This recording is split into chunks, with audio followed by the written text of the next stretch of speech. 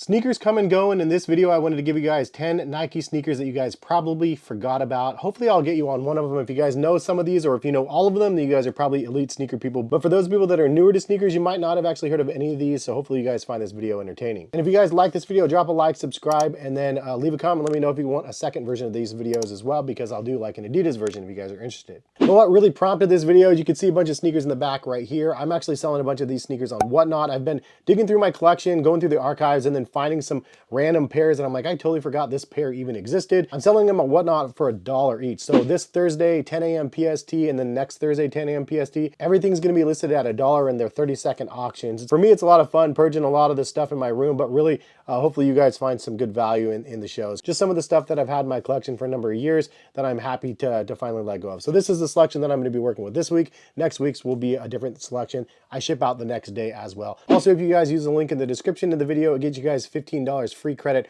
over on Whatnot for the first time buyers.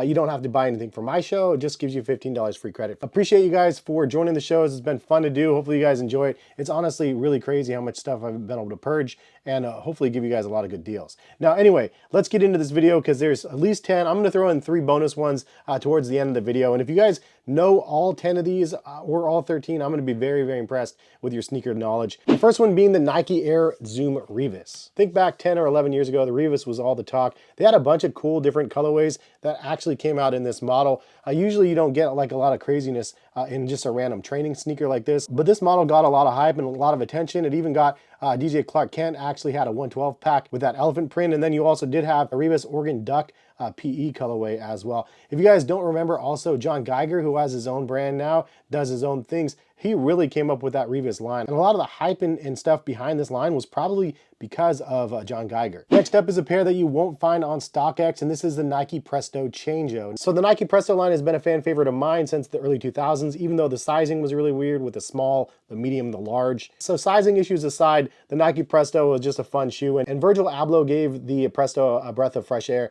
with his collaboration. However, Nike tried to branch off from the original Presto and released a couple different versions, one of them being the Presto Changjo. Definitely not one that most people are going to know of. It's almost like a mule or a clog style sneaker. I never had a pair of them. I always preferred the regular Prestos, but an interesting variant of the Presto. Next on the list, we have the Nike Flyknit Racer. This is one of those sneakers that was like everywhere. It was like the defining knit runner of the generation, and this was between 2013 and 2016 roughly. Just remember the multicolor Flyknit Racers. Those things were crazy. The resale prices were in the $300-400 range on those, if I remember correctly. Now, for those people trying to jump on the hype train, you might have accidentally bought the Flyknit trainers because those were also very popular, but the Flyknit Racers were really the ones that everybody wanted. Alternatively, they did have the Flyknit Chukkas. For those people that maybe remember those, I actually still have a pair in my garage. Absolutely love that pair as well. Moving on, we have the Nike React Element 87. Now this one was a flash in the pan in 2018, 2019 roughly, so only 5 years ago or so. Honestly, it feels like yesterday, but I do remember this pair very well, and the sale colorway had tons of resale on it for some reason.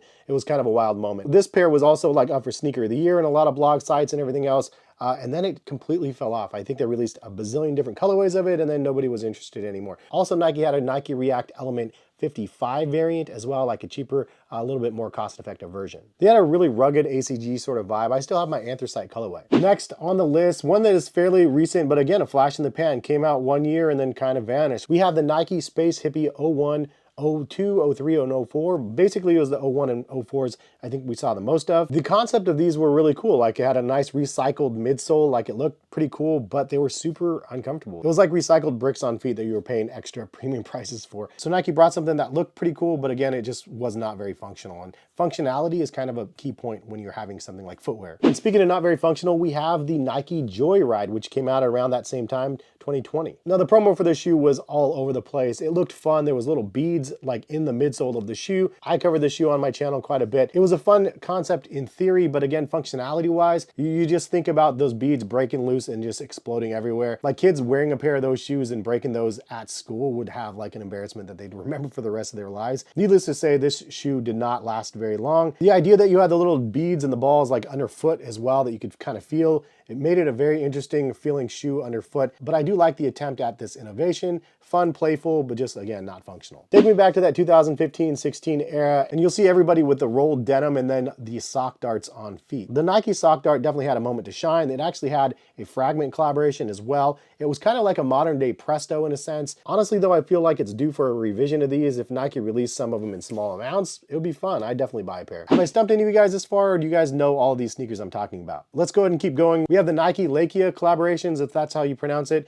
I'm talking about the Coraline Dunks, the Box Troll Roshes, you have the Kubo Air Jordan 15s, and the Susan Air Max 1s. And my favorite one, the Paranorman Foamposites. I'm still very, very salty I don't have a pair of those. Laika Studios, though, does have a new movie called Wildwood that's going to be coming out, so maybe we're going to see another Nike collaboration in the works as well. I'm there for it for sure if they end up releasing one. But coming back to that Kubo Air Jordan 15, those ones were a trip. You actually had to play a game and get your score in like the top percentile in order to actually get a pair of them. And I got a pair of them for a couple different people, including myself. I became like a pro at that game. I still have my pair, never gonna get rid of that one. Do you guys remember the Nike Plus little dongles that you could put in your shoe? They did have an app as well, and a basketball shoe, a training shoe, and a running shoe. It was like the Nike Lunar Workout Plus or something like that, that basically had the ability to like measure all of your, awesomeness, but it didn't work very well and it didn't track very well. The idea of it was really pretty awesome, but it was very expensive for the price point, and that ended up leading to its probably demise because the technology side of it just was not as good as the product. So for Nike basketball, do you guys remember LeBron actually had some lifestyle models as well? I just remember the black ones with the little spikes and stuff. I had a pair of them, they're pretty crazy. But all in all, the lifestyle side of things just didn't really work out. Like it ended up releasing too many pairs. I think KD had some that were really, really crazy looking as well. But now Nike and LeBron actually have a training sneaker that they have out, so that will be fun to see how that one works out. Anyways, a couple of additional ones for you guys out there. One that probably a lot of people remember, and I'm talking about the Nike SB Janowski. Was everywhere for a while. I mean, this is a shoe that was like literally everywhere. It was like more popular than the Nike Dunk at the time, and now it's kind of not a thing that they talk about. Also in that same vein, you have the Nike Free Mercurial. Remember those things?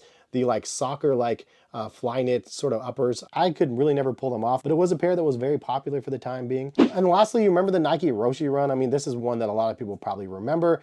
The moment for the Nike Roshe run was really, really crazy. It was probably the most popular non-sneakerhead shoe of the generation. Like everybody had them, and they sold a bunch of them, I'm sure. And it feels like Nike's always just been trying to chase that next like comfort overall everyday pair of sneakers that people are going to want to try. I like an example, the Nike Paella is one where it kind of felt very similar, a bunch of different colors of a pair of sneakers that didn't do very well overall. I had a pair of them, I thought they were kind of cool, but it just didn't really have sticking power. But leave a comment in the comment section if you guys remember all of these shoes. Leave some comments on other pairs that you want to just jog other people's memories on, and I'll do a follow-up video on this if you guys are interested. Also, again, if you guys want to check me out on Whatnot, Thursday 10 a.m. PST, follow me over there in the link in the description, and bookmark my future shows, or just give me a follow over on Whatnot as well. We'll leave it at that. Thank you guys for watching. Have a good rest of the day, and hopefully see you back on the channel for some more content. All right, peace, guys.